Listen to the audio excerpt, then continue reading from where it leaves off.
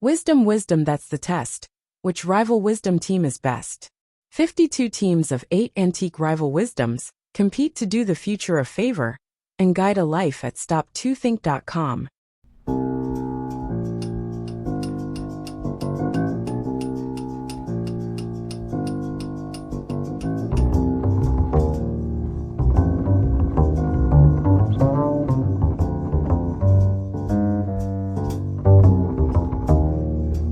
Team quote 52.1. Human it is to have compassion on the unhappy. Giovanni Boccaccio 1313–1375. This quote from Boccaccio speaks to a fundamental aspect of human nature, our innate capacity for empathy and compassion, particularly toward those who are suffering. The phrasing human it is especially powerful, suggesting that compassion isn't just a virtue we aspire to, but a core part of what defines our humanity. It's worth noting that Boccaccio wrote the Decameron during the time of the Black Death, when compassion was sorely tested by fear and survival instincts. In that context, his assertion that compassion is inherently human takes on even deeper meaning. Even in the darkest times, our ability to feel for others remains a defining human trait. The simplicity of the statement belies its depth. By linking compassion directly to humanity, it suggests that when we turn away from others' suffering or fail to show compassion, we're actually denying something essential about ourselves. It's not just that we should have compassion, it's that having compassion is part of who we are as human beings. There's also something universal in his focus on the unhappy, rather than specific types of suffering. It suggests that compassion isn't limited by the nature or cause of someone's unhappiness. The human response is to feel for them, regardless of circumstance. Team quote 52.2. Anticipate the difficult by managing the easy. Lao Tzu 601 BC, 531 BC. This piece of wisdom from Lao Tzu reflects his characteristically subtle approach to handling life's challenges. Rather than confronting difficult situations head-on, he suggests managing them before they become problems by attending to their simpler precursors. It's similar to how a gardener doesn't wait until weeds have overtaken the garden. They pull the first small shoots when they appear. Or how a wise leader doesn't wait for major conflicts to erupt, but rather addresses minor tensions early on. The philosophy here aligns with other Taoist principles about finding the path of least resistance. By handling situations while they're still manageable, we can prevent them from growing into more complex challenges. It's about being proactive rather than reactive, but in a way that conserves energy rather than expends it. What's particularly elegant about this approach is that it suggests power lies not in our ability to handle crises, but in our capacity to prevent them through mindful attention to smaller matters.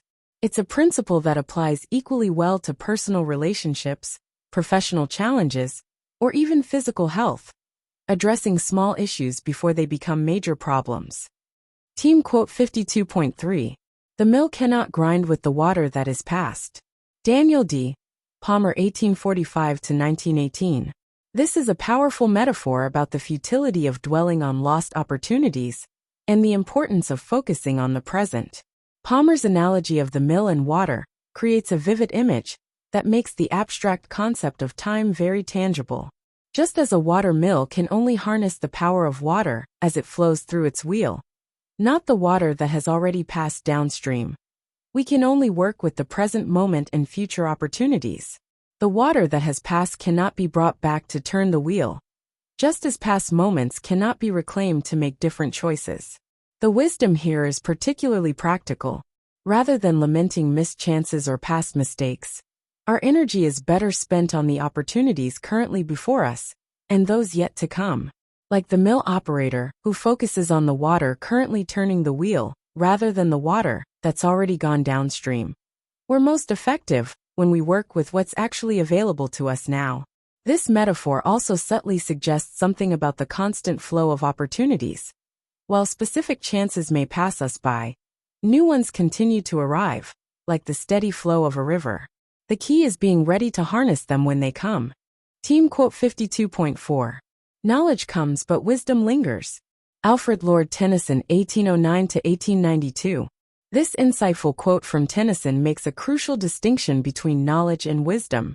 The contrast between comes and lingers is particularly elegant, suggesting how differently these two forms of understanding operate in our lives. Knowledge, he suggests, can be acquired relatively quickly. It comes to us through study, experience, or instruction. It's something we can actively seek out and obtain. But wisdom is different. It lingers, suggesting a slow accumulation, a gradual deepening of understanding that comes from reflecting on and truly absorbing our experiences and knowledge. The word choice of lingers is especially meaningful.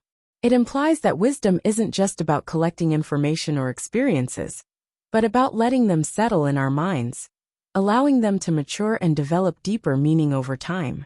It's not just about what we know, but how deeply we understand it, and how well we can apply it. This observation feels particularly relevant in our current age of instant information access. While we can quickly acquire tremendous amounts of knowledge, wisdom still requires time, reflection, and lived experience. It can't be rushed or downloaded. It must develop and linger in its own time. Team quote 52.5. Whatever is worth doing at all is worth doing well. Lord Chesterfield, 1694–1773. This quote from Lord Chesterfield expresses a fundamental principle about commitment to excellence and the value of putting forth our best effort. It's particularly meaningful coming from Chesterfield, who was known for his letters to his son, emphasizing the importance of proper conduct and excellence in all endeavors. The statement sets up a simple but powerful decision framework. If something is important enough to do at all, then it deserves our full attention and best effort. This eliminates the middle ground of half-hearted attempts or mediocre execution. There's also an implicit suggestion about prioritization here. By saying that things worth doing should be done well, it also implies that, if we're not willing to do something properly, perhaps we shouldn't undertake it at all. This encourages us to focus our energy on what truly matters, rather than spreading ourselves thin across many tasks done poorly.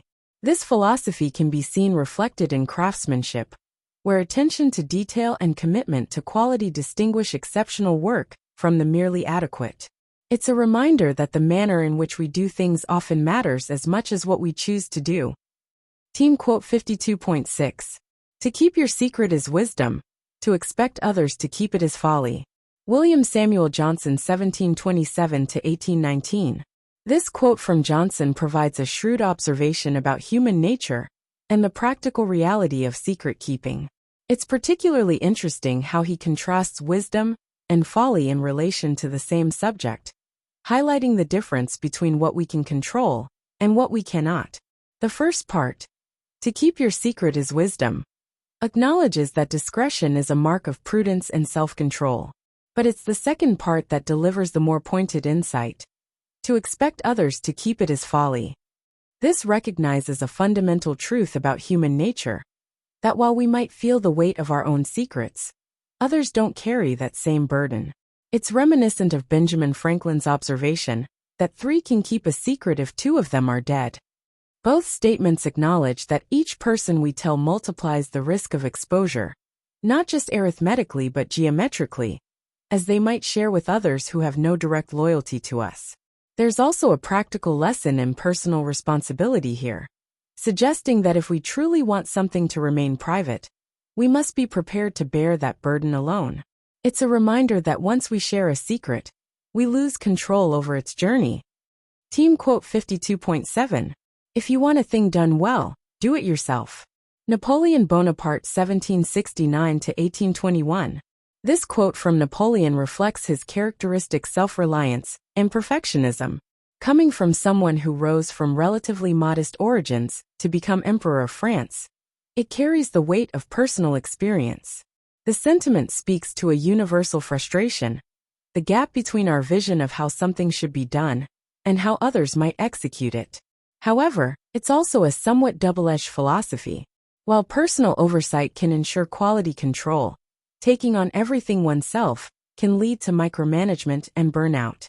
It's particularly interesting coming from Napoleon, who actually built an extensive bureaucracy to help manage his empire.